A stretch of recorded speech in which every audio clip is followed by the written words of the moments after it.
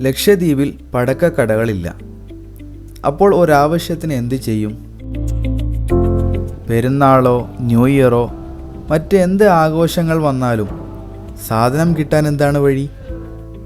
ബ്ലാക്കിൽ കടത്തിക്കൊണ്ട് വരിക അല്ലേ? സാധാരണ അങ്ങനെ തന്നെയാണ് കച്ചവടക്കാർ ചെയ്യുന്നത്. പെരുന്നാളും തിരഞ്ഞെടുപ്പും അടുപ്പിച്ച് വൻകരയിൽ നിന്ന് സാധനം വരും. അത് പലചരക്ക് കടകളിലാണ് ലഭിക്കുക. വലിയ വിലയും കൊടുക്കണം. ലക്ഷദ്വീപിൽ പടക്കക്കടകൾ തുടങ്ങാൻ ഇതുവരെ ആർക്കും ഭരണകൂടം ലൈസൻസ് കൊടുത്തിട്ടില്ല. അതിനെ പ്രോത്സാഹിപ്പിക്കുന്നില്ല എന്നതാണ് ശരി. പക്ഷേ ആഘോഷങ്ങൾക്ക് ആവശ്യത്തിന് സാധനം ലഭ്യമാക്കണമല്ലോ. അതല്ലേ ശരിക്കും ശരി. അങ്ങനെയുള്ള ലക്ഷദ്വീപിൽ കൊറോണ കാലത്ത് ലക്ഷദ്വീപ് പിറവിയുടെ നാളിൽ ഒരു വാർത്ത കേട്ടു. കവരത്തിയിൽ സർക്കാർ വക വെടിക്കെട്ട് ഉണ്ടെന്ന്. തത്സമയം നാട്ടിലുണ്ടായിരുന്നതുകൊണ്ട് വൈകുന്നേരം ജെട്ടിയുടെ കടപ്പുറത്തേക്ക് വെച്ച് പിടിച്ചു.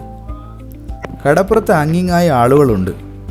സർക്കാർ പരിപാടി ആയതുകൊണ്ട് തന്നെ മേലാളന്മാർക്ക് ഇരിക്കാൻ പടക്കത്തിനടുത്ത് കസേരകൾ നിരത്തി വച്ചിട്ടുണ്ടായിരുന്നു.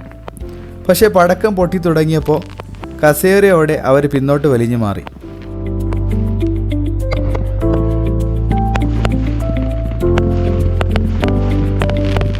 വെടിക്കെട്ട് കുറച്ചു നേരം മാത്രമേ ഉണ്ടായിരുന്നുള്ളൂ. എങ്കിലും പടക്കത്തിന് ദാരിദ്ര്യം പിടിച്ച ലക്ഷദ്വീപിൽ ഇതൊരു മനോഹര കാഴ്ച തന്നെയായിരുന്നു.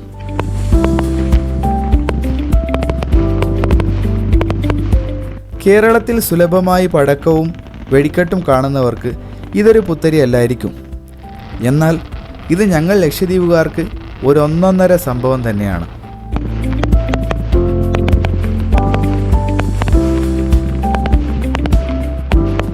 വീഡിയോ ഇഷ്ടപ്പെട്ടെങ്കിൽ ലൈക്ക് ചെയ്യാനും സബ്സ്ക്രൈബ് ചെയ്യാനും മറക്കല്ലേ. മറ്റ് ലക്ഷദ്വീപ് കാഴ്ചകളുമായി വീണ്ടും കാണാം.